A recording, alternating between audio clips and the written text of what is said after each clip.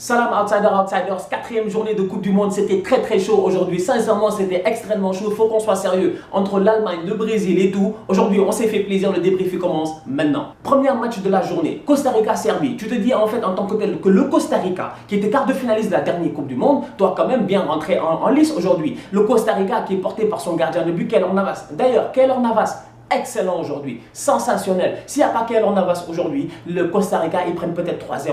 Parce que de l'autre côté, en face, autant au milieu de terrain, je vais revenir là-dessus, ils avaient des super joueurs. Autant en attaque, ils avaient Mitrovic, mais Mitrovic, il n'a pas le niveau. Il faut qu'on soit sérieux. Mitrovic, aujourd'hui, il a eu 3-1 contre 1 face à Keylor Navas. Il les a tous ratés. Keylor a tout sorti. Aujourd'hui, sincèrement, c'était super Keylor. Maintenant, si tu es un fan du Real Madrid, il faut qu'on soit sérieux. En ce moment, tu dois être heureux. Parce que si tu as vu le match de De Gea il y a quelques jours et les bourdes qu'il a fait, et que tu vois là le match de Keylor, en toute honnêteté, je pense que Keylor, vous devez le garder. Mitrovic qui a raté tout ce qu'il a tenté aujourd'hui face au Costa Rica, derrière, pourquoi il a eu autant de chances de tenter? C'est parce que derrière, il y avait du lourd. Tu avais Sergei Milinkovic. Milinkovic, ce petit-là, retenez ce nom-là. Pour tous ceux qui ne savent pas, qui n'ont pas vu cette année, qui n'ont pas eu l'occasion de regarder la saison qu'il a fait en Serie A avec la Lazio de Rome, je vous suggère d'aller regarder les vidéos de cet enfant-là. Sincèrement, c'est le Pogba serbe. En fait, ce petit-là, il est anormalement talentueux. Aujourd'hui, il fallait le voir. Le mec, il est super grand. Déjà, son père, c'est un ancien joueur de foot. Sa mère, c'est une championne de basketball. Le mec, il fait 1m90. Il est super physique et anormalement agile. C'est ça qui est fou. Il est très agile. Il est capable de faire des dribbles, des passements de jambes, des trucs comme ça. Et ça, c'est assez sensationnel. Quand tu as un joueur comme ça en milieu de terrain, qui est aussi créatif, qui peut casser une ligne avec 2 passes et qui a une vision de jeu sensationnelle, si derrière tu as Matic, tu veux quoi de plus? Cette saison, si United a réussi à faire la saison qu'ils ont fait, c'est parce qu'ils avaient De Gea dans les buts qui a été sensationnel au courant de la saison, et c'est parce qu'ils avaient devant la défense Nemanja Matic. Matic, on en a beaucoup parlé, c'est l'erreur que Chelsea a faite d'avoir vendu Matic. Aujourd'hui, on l'a vu avec la Serbie face au Costa Rica. Matic, impérial, rien ne passe. Il a failli se battre à la fin du match. Le mec, il n'a peur de rien. Et aujourd'hui, tu as Matic, tu as Milinkovic, tu rajoutes sur les côtés des mecs comme Tadic de Southampton, Ljajic de la Roma et tout. Tu as une équipe assez intéressante. Aujourd'hui, sincèrement, je regarde ces Serbes-là et je me dis qu'ils ont été bons aujourd'hui. Ils auraient pu gagner. L'addition aurait pu être plus lourde pour le Costa Rica s'il n'y avait pas eu Keylor Navas. Et derrière, je me dis, les Serbes-là, vu le résultat du Brésil, ils peuvent aller chercher la première place. Un Costa Rica qui a manqué de chance, qui a manqué de quelque chose en fait, parce que Bryan Ruiz et Bolaños à la création, c'était pas mal. Que Campbell, il est rentré à un moment donné, ça restait aussi pas mal. Mais il a manqué quelque chose aujourd'hui au niveau du Costa Rica. Écoute, le Costa Rica, ils sont un peu dos au mur parce que là, ils viennent de perdre leur match. Ils vont jouer face à la Suisse le prochain match. Il va falloir tout donner de leur côté. Deuxième match de la journée, Mexique-Allemagne. Alors, on attendait ça. Sincèrement, aujourd'hui, les gars, faut qu'on soit sérieux. Un dimanche à Guadalajara, c'était trop chaud. Aujourd'hui, j'imagine Guadalajara, Mexico City, toutes ces belles villes-là mexicaines. J'imagine aujourd'hui la musique, les chansons, les danses, etc. Je vais être honnête avec vous. Moi, j'ai vécu le Mexique-Allemagne comme France-Sénégal 2002. Mais j'étais trop content. Moi, j'avais l'impression d'être mexicain aujourd'hui. Sincèrement, aujourd'hui, yo soy mexicano. Faut qu'on soit sérieux. Appelez-moi Juan Pablo. Non, les gars, vous êtes sérieux? Mais les Mexicains aujourd'hui, le match qu'ils ont fait, il est juste sensationnel. Les Mexicains aujourd'hui, le match qu'ils ont fait, moi, j'ai dit tout à l'heure que je veux que le Sénégal joue de la même manière. Parce qu'aujourd'hui, les Mexicains, ils ont joué avec leur force. Ils n'ont pas essayé de forcer. Ils sont restés tranquilles. Ils sont restés posés. Un très beau bloc défensif. Des latéraux qui ne montent pas trop, mais devant le travail a été fait. Des ballons qui ressortent très vite en passant. Derrière, ils en ont profité. Tous les espaces laissés par les Allemands, ils en ont profité. Les espaces laissés par Joshua Kimmich. Kimmich, offensivement, extraordinaire. Rien à dire derrière tout ça, tu vois. Mais Kimmich, il passe beaucoup de temps devant. Il ne faut pas oublier que Kimmich, durant la phase de qualification de la Coupe du Monde, il a fait 9 passes décisives en 10 matchs de qualification. C'est un latéral droit. Il a fait 9 passes décisives en 10 matchs de qualification. Donc ça montre à quel point que Joshua Kimmich, offensivement, il apporte beaucoup. Aujourd'hui, on l'a vu. Mais derrière, sur chaque contre, il se faisait tuer. Sur chaque contre, tu avais les Mexicanos qui partaient comme ça. Et ça va tellement vite du côté mexicain. C'est tellement précis, à l'image de Lozano. Lozano, beaucoup de gens ne le connaissent pas. Lozano, il est au PSV Eindhoven. Les gars, Lozano, c'est un tueur. Il y a beaucoup de gens qui ne connaissent pas Lozano. Moi, je vous dis, allez voir les vidéos de Lozano. Peut-être qu'il y a certains joueurs de FIFA qui connaissent Lozano parce qu'il y a beaucoup de gens qui n'aiment pas Lozano sur FIFA Ultimate Team parce que c'est une des cartes les plus malades. Le mec, il va juste trop vite. Aujourd'hui, il est passé de la virtualité à la réalité. Il est venu tuer les Allemands. Lozano, une fois, ça passe pas. 2 fois, ça passe pas. Sur la 3e, ça fait mouche. Et ça m'étonne parce que je me dis, les Allemands, ils sont pas prêts. Les Allemands, ils doivent s'y attendre. Matt Hummels, à la fin du match, il le dit. Il dit c'est dur de jouer 90 minutes quand tu défends tout seul avec Boateng. Effectivement, il y avait personne. Plattenhardt, il était tout le temps devant. Kimmich était tout le temps devant. Derrière, sur les contres, ils se sont fait bouffer. Des Allemands qui sont champions du monde en titre, mais des Allemands qui sont anormalement timorés. Il y avait 8 champions du monde en titre sur le terrain. Ils sont incapables de s'en sortir face au Costa Rica. Excusez-moi, face au Mexique. Aujourd'hui, il faut qu'on soit sérieux. Il y a des gars qui sont sur le terrain, je ne comprends pas. Je comprends que c'est des légendes. au niveau de l'Allemagne. Je comprends que c'est des joueurs importants. Je comprends qu'ils ont été champions du monde en 2014, mais les mecs, ils n'ont pas assez faim. Je suis désolé, Mesut Ozil était sur le terrain aujourd'hui. Je suis le plus grand fan d'Arsenal ici, vous le savez. Mesut Ozil n'a pas le niveau en ce moment. Mesut Ozil n'a ni le niveau ni la motivation. Il est incapable aujourd'hui de jouer en équipe nationale d'Allemagne. Il faut qu'on soit sérieux. Titulaire, il ne peut pas. Il ne peut pas jouer titulaire. Draxler aujourd'hui, ça a été très très faible. Il faut qu'on soit sérieux. Müller, il est sur le côté. C'est difficile. Il passe son temps à essayer de faire des centres, mais tu fais des centres alors que tu as Werner qui passe son temps à faire des appels dans la profondeur. Donc il y a un manque de cohésion et de cohérence dans le jeu allemand. Tu vois ce que je veux dire? Au milieu de terrain, tu avais Sami Khedira. Aujourd'hui, je me dis Sami Khedira a fait un match très moyen. Et quand je vois la saison qu'a fait Leon Goretzka à Schalke 04, quand je vois la Coupe des Confédérations qu'avait fait Leon Goretzka, je me dis qu'aujourd'hui, à côté de Toni Kroos, tu as besoin de beaucoup plus d'intensité, de quelqu'un de beaucoup plus puissant, tu vois. En parlant de Toni Kroos, tout le match, il a tenté de frapper. Il a fait 6 tirs. Les 6 étaient presque cadrés si je ne me trompe pas, mais il n'a jamais réussi à déranger en fait le gardien mexicain. Aujourd'hui, sincèrement, ils n'étaient pas prêts les Allemands, ils n'étaient pas du tout prêts. Et j'en arrive à Joachim Löw. Joachim Löw, tu n'es pas sérieux. Sincèrement, Joachim Löw, tu n'es pas sérieux, mec. Leroy Sané, il fait quoi? Leroy Sané, il fait quoi? Je l'ai dit ici et j'ai vu les commentaires. Je suis encore content aujourd'hui qu'il y ait des gens qui s'en rappellent. Parce que les gars, je sais que vous regardez les débriefs. Moi, ça me fait plaisir. Parce que je sais que vous regardez les débriefs. Il y a un mec qui me l'a dit. Qui m'a dit, Stan, tu avais raison. Dans le débrief, tu avais dit que Leroy Sané, il est important. Parce que même si tu ne le fais pas jouer, c'est ce que j'avais dit. Dans un match compliqué où tu ne t'en sors pas, tu ne vois pas de solution, fais-le rentrer 15 minutes. Dis-lui, vas-y comme tu veux. Aujourd'hui, les 15 dernières minutes, il a fait rentrer Julian Brandt. Brandt a fait quoi que Leroy Sané ne pouvait pas faire? Et c'est ça le problème aujourd'hui. Leroy Sané, aujourd'hui, je pense qu'il avait une place dans cette équipe-là. Leroy Sané aurait pu amener cette impulsion offensive-là qu'il manquait aujourd'hui à l'Allemagne. Ça a joué petit ballon, ça a essayé de faire des combinaisons, etc.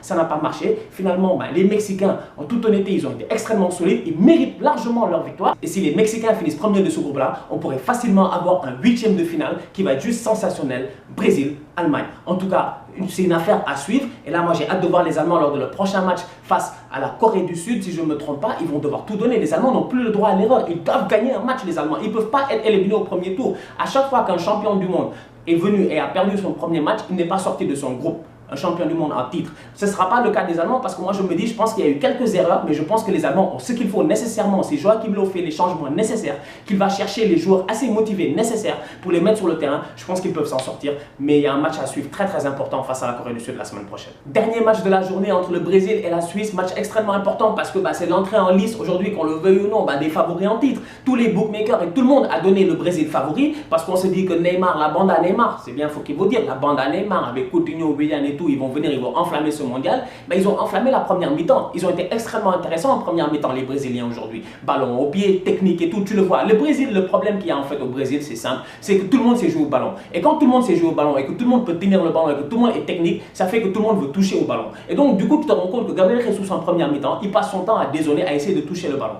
Deuxièmement, Neymar, il garde trop le ballon. C'est pas possible. Neymar, sincèrement, à un moment donné, on le connaît, on a l'habitude de le voir. Mais Neymar, des fois, lâche plus vite. Les gars font l'appel, ils ont le temps de faire 4 appels, de venir, de repartir, de revenir, de repartir. Il n'y a toujours pas de ballon donné par Neymar. C'est assez étonnant. Aujourd'hui, Neymar, tu sentais qu'il était en manque de rythme. Tu sentais que Neymar, ça fait longtemps qu'il n'a pas joué au foot. Ça fait longtemps que c'est la première fois qu'il jouait 90 minutes depuis près de 4 mois. Tu vois. Donc tu sentais qu'il y a quelque chose qui manquait dans le jeu de Neymar. Pas très convaincant aujourd'hui. Les Brésiliens, dans l'ensemble, première mi-temps assez intéressante. Mais le problème, il est simple. C'est qu'ils ont voulu gérer un score alors qu'ils auraient dû tuer un score. En Coupe du Monde, mon frère, on ne gère pas. On tue le score. Et ils auraient dû tuer le score et mettre ce deuxième but-là. Ils ne l'ont pas fait. Pourquoi? Tite, Jesus, à un moment donné, il doit sortir. Gabriel Jesus, je pense que si tu as vu le match, tu sais que vers la 60e, 65e, tu le fais sortir, tu fais rentrer Firmino. Firmino, en 15 minutes, a fait plus que Jesus en 75 minutes. Il faut qu'on soit sérieux. Firmino a été plus intéressant. Firmino a été plus tranchant, tu vois. Firmino, dans les mouvements, il joue mieux avec Neymar. Parce que Neymar l'utilise comme point de fixation. Il lui donne le ballon et il le reprend. Alors que Jesus, tu lui donnes le ballon et il part. Ça pose problème. Aujourd'hui, moi, je pense que au niveau du Brésil, il n'y a pas de quoi s'enflammer, il n'y a pas de quoi s'inquiéter parce que les Suisses en face, ils ont été solides. Et ça, je vous l'avais dit hier. Je vous avais dit que les Suisses, ce n'est pas des tocards. Tu as du Rodriguez, du Lichtsteiner, du Sommer. Leur gardien, il est bon. Leur équipe, elle est pas mal. C'est des joueurs qui jouent dans des bons clubs, des Chaka, etc. Ce n'est pas des tocards. Donc aujourd'hui, le fait qu'ils fassent match nul, je ne suis pas surpris. Maintenant, on va passer aux choses sérieuses. La vidéo, elle sert à quoi? La vidéo, elle sert à quoi dans ce mondial? Sincèrement, moi, je ne comprends plus rien sur la vidéo. C'est l'arbitre qui décide quand il a envie, lui, un jour de mettre la vidéo ou pas. Sur Gabriel Jesus, on l'attrape, sincèrement. Moi, je pense qu'il y a penalty. Ou du moins, s'il n'y a pas penalty, il faut au moins aller voir la vidéo pour qu'on puisse savoir. Moi, je ne comprends pas. Sur le but de la Suisse, il pousse Miranda. On peut au moins aller voir la vidéo. Je ne sais pas, en fait. On dirait que c'est arbitraire. C'est lui qui décide comment est-ce que... I don't know. Honnêtement, je comprends pas. Faudrait que la FIFA mette les choses au clair parce que là, ça commence à devenir n'importe quoi. Aujourd'hui, il y a eu pas mal de choses assez louches avec la vidéo. Hier aussi, en fait, il n'y a que la France qui a eu l'utilisation de la vidéo parfaite. Sinon, tout le reste, c'est assez douteux. Bon, les gars, on va être sérieux. Sincèrement, la famille Outsider, on va être très sérieux. Je pense qu'en lançant le concept Outsider, on ne savait pas à quel point est-ce que ça allait être maintenant, en fait, le mondial des Outsiders. Non, c'est le mondial des Outsiders. Il n'y a pas de favoris dans cette Coupe du Monde-là. Pour le moment, ils sont tous tombés, plus ou moins, ou ils ont tous trébuché, plus ou moins, à l'exception de la France. Et la France, ils ont échappé. La France, ils ont échappé sur un but contre son camp. Finalement, le but a été retiré à Paul Pogba. Donc, du coup, bon, il n'y a pas d'Africains qui ont remarqué dans cette Coupe du Monde-là. Ils l'ont retiré à Paul Pogba. C'est un but contre son camp. Il n'y a que les Français qui ont échappé 2-1. Sinon, mis à part ça, tout le monde a souffert. Tout le monde a souffert. Espagne-Portugal, match nul. Argentine, ils s'en sortent pas. Là, il y a les Allemands, ils s'en sortent pas. Les Brésiliens, ils s'en sortent pas. C'est assez compliqué. Quand je regarde ça, je me dis, en fait, le football aujourd'hui, ça appartient plus à personne. Tout le monde sait jouer au football. En fait, tu ne peux pas venir en Coupe du Monde avec cette idée de dire, moi, je vais sous-estimer les équipes. Non, tu ne peux pas sous-estimer personne. Tout le monde a le niveau d'être là, à l'exception de quelques équipes. Aujourd'hui, on a vu que jusqu'à présent, l'Arabie Saoudite, ils n'ont pas le niveau. Il faut qu'on soit sérieux. Les Saoudiens, là, je suis désolé, vous avez beaucoup de pétrole, les mecs, mais à part ça, vous avez Walou, hein, on n'a pas le niveau de jouer au foot. Laissez tomber, tu vois. Mais mis à part l'Arabie Saoudite, toutes les équipes qui sont là jusqu'à présent se valent. Les matchs sont serrés, les matchs sont intéressants. En toute honnêteté, il faut qu'on soit sérieux. Je ne sais pas qui va gagner cette Coupe du Monde-ci. Parce que j'ai l'impression que là, il y aura beaucoup de premiers de groupe qui vont être assez étonnant. Et le problème, c'est que ça fausse tous les calculs. Parce que si la Serbie finit première de son groupe, devant le Brésil, il y a un problème. Parce que si le Brésil finit deuxième, il risque de tomber face au premier du groupe de l'Allemagne. Et si l'Allemagne risque peut-être même de finir deuxième. Et donc derrière, tu dis l'Allemagne finit deuxième, le Brésil finit deuxième, ça change tous les chapeaux, les mecs. On va retomber sur le même bordel que l'Euro. À l'Euro, c'est ça qui est arrivé. Je ne sais pas si vous vous rappelez. L'Angleterre finit deuxième de son groupe. Tous les grands sont d'un côté et de l'autre côté, tu n'avais que le Portugal, le Pays de Galles et la Croatie. C'est tout. C'était les seuls qui étaient de l'autre côté. Donc du coup, c'était un chemin direct vers la finale pour Cristiano Ronaldo. Aujourd'hui, quand je regarde ça, je me dis, il y a une équipe qui va avoir cette chance-là parce qu'en ce moment, c'est le bordel dans ce mondial. Je suis désolé, tout le monde a le niveau, sauf les Saoudiens. Demain, Suède-Corée du Sud, ça va être extrêmement intéressant parce que c'est l'équipe de Zlatan Ibrahimovic. Même si Zlatan n'est pas là et qu'il nous a dit qu'un mondial sans Zlatan, c'est pas un mondial, ben écoute, on va voir demain. Les Suédois, demain, qui vont jouer, ils vont être amenés par leur joueur, le joueur de Leipzig, Forsberg. En face, tu as la Corée du Sud, équipe extrêmement intéressante. Mais honnêtement, c'est une équipe que j'ai hâte de voir jouer parce que je me dis comment est-ce qu'ils vont mettre un dispositif tactique pour faire briller Son. Son de Tottenham, c'est un tueur. Vous le connaissez, c'est un tueur, sincèrement. Donc je me dis, ce match-là risque d'être extrêmement disputé. Peut-être qu'on va assister à un super match. Et ensuite, à l'entrée en liste de deux grandes nations. La Belgique qui va jouer face au Panama. Écoutez, les Belges jouent face au Panama. Le Panama, c'est le petit poussé de cette Coupe du Monde. Je pense que le Panama, ils sont même beaucoup plus petits que l'Arabie Saoudite. Demain, les Belges, il y a deux choses qui se passent. Soit ça passe, soit ça casse. Soit les Belges, demain, ils réussissent à taper le Panama. Un 3-4-0, c'est terminé. Soit demain, les Belges, ils peinent face à une équipe, un bloc défensif panaméen extrêmement solide. Et attention au contre-panaméen. Maintenant, d'un autre côté, les Belges, j'ai beaucoup d'attentes envers eux. Parce que 2014, ils font de finale, on peut dire qu'ils étaient jeunes. 2016 à l'Euro, ils font pas le superbe Euro qu'ils devaient faire, on peut dire qu'ils étaient jeunes. Maintenant, ils ont l'expérience qu'il faut, maintenant c'est l'âge qu'il faut, ils sont tous matures, ils sont tous prêts. Je m'attends à une grande Coupe du Monde de la part de Lukaku, Hazard, De Bruyne, Dembélé, comment il s'appelle, Vertonghen, Courtois, eux tous. Je m'attends à une bête de Coupe du Monde de leur part. Donc demain, réponse demain face au Panama. Et enfin, le dernier match de la journée, ça va être entre l'Angleterre et la Tunisie. Bon, les Tunisiens, s'il vous plaît, gérez-vous. Yahya, pitié, s'il vous plaît, voilà, aidez-nous, s'il vous plaît. On peut plus. Les Africains, on ne mérite pas ça. On va pas tous perdre quand même. Sincèrement, les Tunisiens, mais il y a toute l'Afrique qui est derrière vous. Non, je te dis, demain, moi, je suis Tunisien. On est tous Tunisiens demain. Honnêtement, gérez-vous. Demain, tapez-moi, s'il vous plaît, ces Anglais-là. On ne peut pas continuer comme ça quand même. On ne va pas à chaque fois perdre. D'un autre côté, attention aux Anglais. Parce que le championnat anglais est un championnat qui a énormément pris de niveau ces dernières années. Et dites-vous qu'à chaque fois que Pep Guardiola a été dans un championnat, finalement, l'équipe-là a gagné la Coupe du Monde. Que ce soit l'Allemagne avec le Bayern, que ce soit le Barça dans le temps avec l'Espagne. Aujourd'hui, je me dis, cette équipe anglaise-là, elle est intéressante. Ils ont beaucoup appris. Le niveau de jeu est plus élevé. Ils ont des joueurs extrêmement talentueux. Il y a des connexions en match amical qu'on a vues qui sont intéressantes entre Sterling, entre Ali, entre Kane. Honnêtement, les Anglais, ils n'ont rien à perdre. Ils sont des outsiders réellement de cette Coupe du Monde-ci parce que personne ne les attend. Demain, face à la Tunisie, ça va être un match extrêmement disputé. Ça va être un vrai choc. Mais honnêtement, j'espère que les Tunisiens vont s'en sortir. J'espère qu'ils ne vont pas perdre. Au minimum, prendre un point pour que les équipes africaines, quand même, puissent au moins sourire un peu. On se capte demain pour le débrief de la 5e journée de Coupe du Monde. Ça va être extrêmement chaud. Entre-temps, on continue à liker, on continue à partager, on continue à commenter. Tous outsiders, la famille.